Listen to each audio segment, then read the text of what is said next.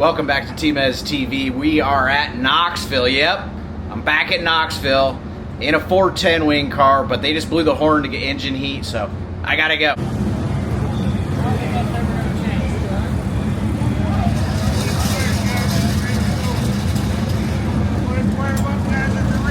Look, I'm pretty sure that's Sammy right there. So it looks like Sammy's in town.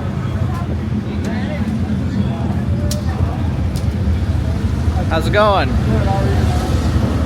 Oh, talking to myself.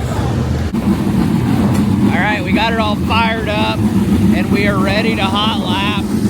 We're in the first group, so I don't have a ton of time. And it's my first night in the car, so I better focus on the race car, not my YouTube channel. Hey, thank you so much for watching T-Mez TV, another exciting night at the races. All right, gonna fire them back up here again for this first group of cars in their hot lap session to continue to work in the racing surface.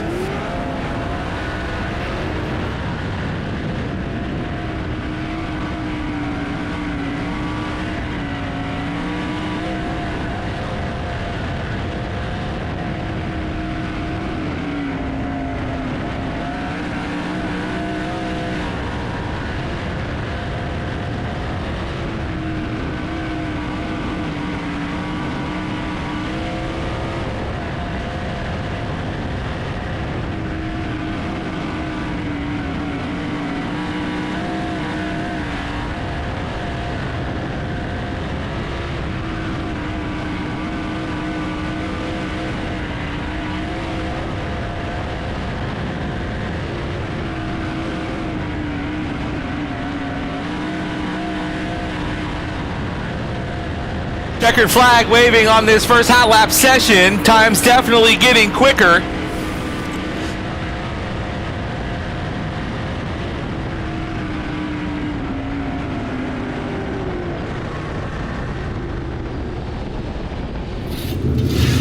We just got done with practice and it was super greasy.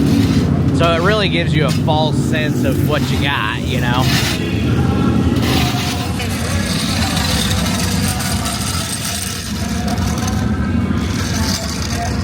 How's it going?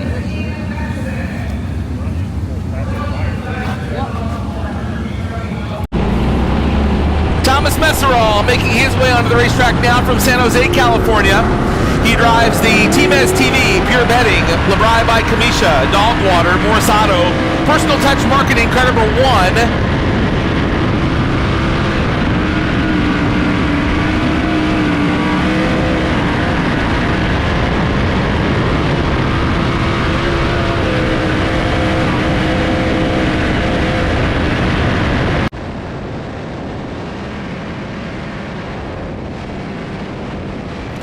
First lap time coming up for Thomas Messerall is quick time, 15:8:23. And first lap time for the doctor is fourth quickest, 16:3:26, 1:63:26. Lap number 2 for Thomas Messerall is a 15:9:98, 1:59:98.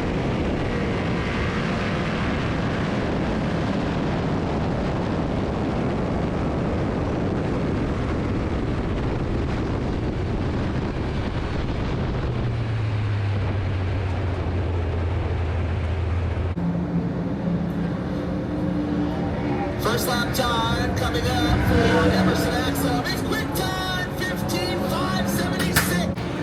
We just got done with qualifying. We're seeing where we line up on the list. Not a terrible effort.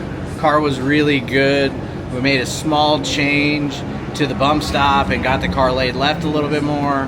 Keeping your nerves down here. It's weird. Like, I can go to Eldora with the midget and be fine. I'm a little bit more high strung for sure.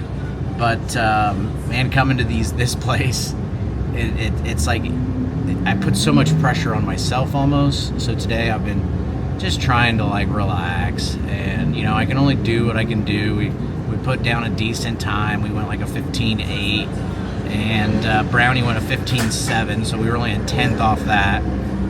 I think he's like maybe third quick right now, but Making progress. I'm starting to feel this wing thing. I told him I thought I had too many shims in the left rear. We took one out. Car was better. I feel like I'm really starting to grasp what I need, what I don't need, what the car wants, what it doesn't want. That is half the battle of how to go fast, okay? Because I don't have a crew chief dad like Carl Kinzer and Steve Kinzer had, you know? I have me, my GoPros, and my gear bag, and I really rely on who I'm driving for. We got Donnie Gentry over there with the 7X. Down here we got Brian Sumby, and he's been around, he's worked with a lot of people, and he seems to know a lot more than I do. So it is insane how much I'm learning and all the things he's been throwing at me.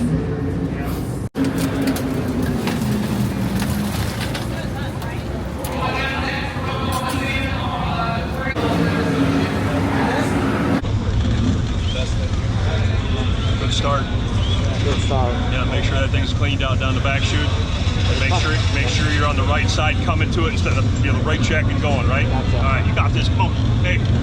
Number P4B, the 2KS, the 27B, 2440. No yellow lights are off. Pace truck's in. We're set to go for heat race number 3. Off of turn number 4 to the green flag. We're underway. 8 laps is the distance. Tyler Drucke bringing the field into turns 1 and 2. Jamie Ball slipping back there, now working on Sammy Swindell, trying to regain his spot as they work into 3 and 4. Battle for second. Here comes Linton Jeffrey to the inside of Josh Schneiderman. Linton moves up to the second spot. Schneiderman in third. Brian Brown now knocking on the door. He's in the 4th spot. Dives to the inside of turn number 2. Down the back straightaway. Brian Brown down to the 3rd spot. Schneiderman shuffled back to 4th. Thomas Messerall running in the 5th position in car number 1.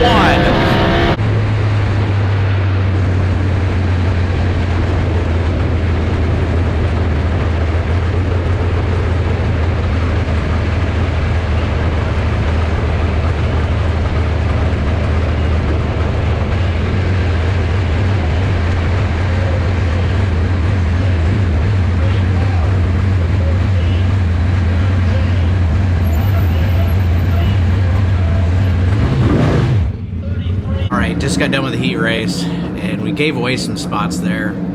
This place is so tricky. You got to run the right line, the right time. Went to the top and gave away some spots, but I was a little tight on the bottom.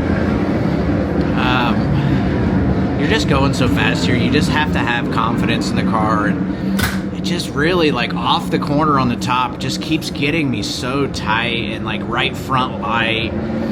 And I ain't plugging this thing in the fence. It's okay to crash it when something happens, but you know, that's part of the gig. When you're a professional race car driver, you gotta keep in one piece. So hopefully we're not in a B, but if we are, we'll get some valuable laps there, and that could help us.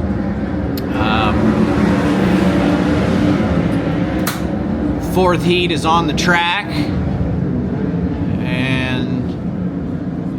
The track is definitely slick in the middle. G5. Oh boy. Does that mean we're already featuring? Alright, just spent some time talking to Brian, and I am learning so much down here in Knoxville because the bump stop gap is so important. It has to lay left.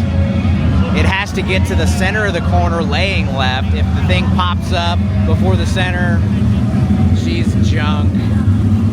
And man, you have to race the place right. In my lack of experience, I don't feel like I raced it that well in the heat race. But big shout out to the guys, Brian, Jeff, Ryan, Jimmy. They've been busting their butts. We do have AC, so it's not that hot. And it's finally cooled down. I think we're about to see a start.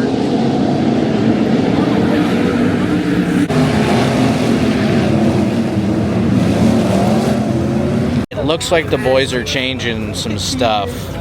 I don't know what they're changing because there's not a lot of room to see. And maybe you don't need to see it. This thing has some very unique parts on it. He's got some the purple shocks, And every time I send a picture of the car to somebody, they're like, "Oh my God, it's got what are they? Super Shocks on it." And let me tell you, these are the nicest feeling Super Shocks I've ever stepped on. I'm pretty good at doing the Nerf bar test on the shocks, and they feel nice. He's got some, yeah, like I said, he's got some really unique stuff on here. I am learning a ton every night. Looks like we made the show. Just squeaked in, barely squeaked in. We're going to start 17th. Going to get some valuable laps. Looked like they were going to change a bar, a left rear something. We're just trying to get the thing laid left and have the right rear underneath you. You just don't get a lot of time on the track. We got to test last night. It's a new track tonight. So, yeah, living my best life, racing cars for a living. Couldn't do without everybody that supports the channel, everybody that supports the race cars, Tim Engler, my girlfriend, my kids. They all help along with this too because they want me home hanging out on the weekends, going to the lake and doing stuff. But I'm racing and we ain't going to the lake. The cameras are on, and that means we are live on Team ST, getting ready to roll out. All right, we're going green here, and I'm going to try to explain a little bit about how wing cars work. So I get on the gas here, run down the straightaway. Right about now, I turn left to try to hit the bottom, thinking it's turning.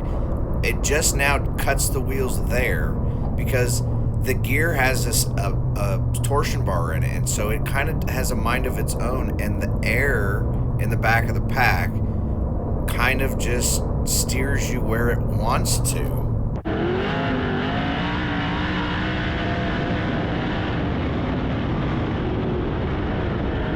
Alright, so here's another good one. I'm rolling the bottom here, just trying to mind my own business, trying to roll off on the bottom. But the car kind of wants to turn right there. And when the two car cut across, his air kind of sucked my back end over with him. Now look out the right side. I can't see anything. You can't see anything with that wingboard at all. And it's kind of a different feel because you're going real fast. But if you stay in your lane, there's no problems. And I'm turned left, trying to stay on the bottom. And thank goodness the racing gods were with me there, because I could have been yard sailed down the front stretch first night on the job. And sometimes that happens. The whole trick to this place is keeping the car straight. Straight on entry, straight in the center, straight off the corner. And the air's kind of pulling the thing around, and the boys are dancing all over the place. I felt that one coming. So when it's into the bump stop, that's left rear drive. Left rear drive drives you to the fence. Right rear drive drives you down the track.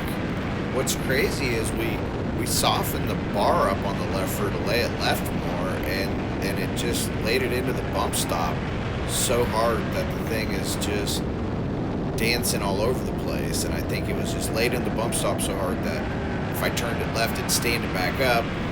And I'm not even sure, but didn't have much consistency with the way it felt.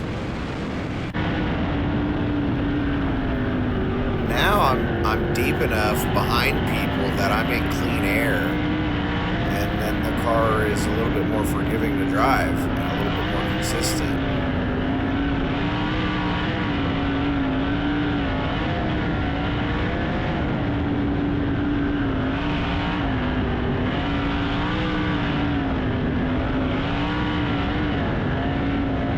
Pull the wing back here, trying to get more rear grip, even though that makes the front end lighter off the corner. So, but it seems to calm the car down a little bit.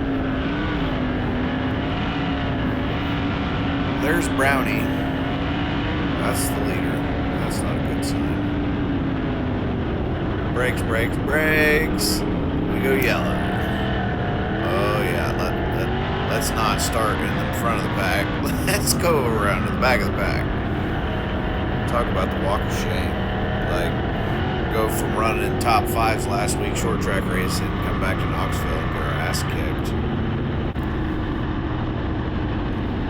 On this start, I try to turn down here, and it just kind of pulls me out. I don't even know how to explain it, because I can't see the air.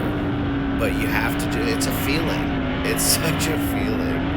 And it's just mind-blowing to try to explain it to people. I feel like through the videos you can kind of see it. And like right here, when we get next to each other, it just sucked the back of the car sideways because we got close and the air kind of merged together. Okay? Run down there and just jab the brakes and the throttle at the same time to try to keep it down there. So I slide it up into the curb, boom, thing gets tight because that guy in front of me cut across the air. And so you really have to be racing smart at these such high speeds. And when you factor in that you turn the steering wheel, the front wheels don't even turn, you know, it's literally the car will steer itself with the right throttle and brake input because of the torsion bar, and the air's guiding it all.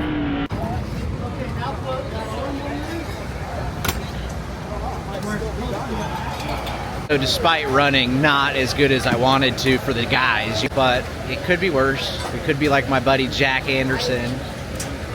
Could have it balled up. Car was really good. Man, this thing runs so good. It's amazing. This shaver motor is a ripper. This thing actually has some Mike's cylinder heads, and they're a little different. It's not your typical all-pro motor. The thing ran amazing. Temperature was good. We made a bunch of changes, and I get it in, it'd lay left, and then as soon as I gave it a little bit of left input, it would stand it back up, and then the thing would lay left again, and then stand up and lay left. And so I'm not sure what was going on there, but it was super treacherous around the top. I got some good laps up there, despite it being treacherous. Big shout out to Brian, Sumby, and Jeff, and our crew guys, Jimmy and Ryan, Noli, Dave, Pops back home. Just really can't thank you guys enough for giving me an opportunity to live my dream, go race and win cars down here in Knoxville.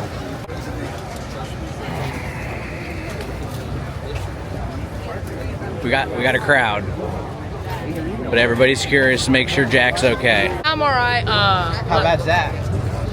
The left front arm broke, or the arm. It's either the arm or the bar. We don't really. You got a good run going. Yeah, we were charging there. We got by. We were battling there with PPM, and yeah, we got by him, and we got kind of caught up behind that. So I felt like I had a little bit faster car. I just had to kind of judge my pace and get swallowed up to him. Old Jack's up on the wheel. Hey, glad you're all right. Yeah, thanks, T-Mez.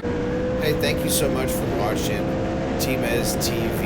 If you could go like and subscribe, maybe tell a friend. We're getting up to close to 35,000 subscribers. It'd be great to get to 50. I have a lot of fun with the channel, and I enjoy bringing you guys along. I shoot all the video, I edit all the video, and it's time to get up out of bed, get to lunch, get the kids ready, and get my day rolling.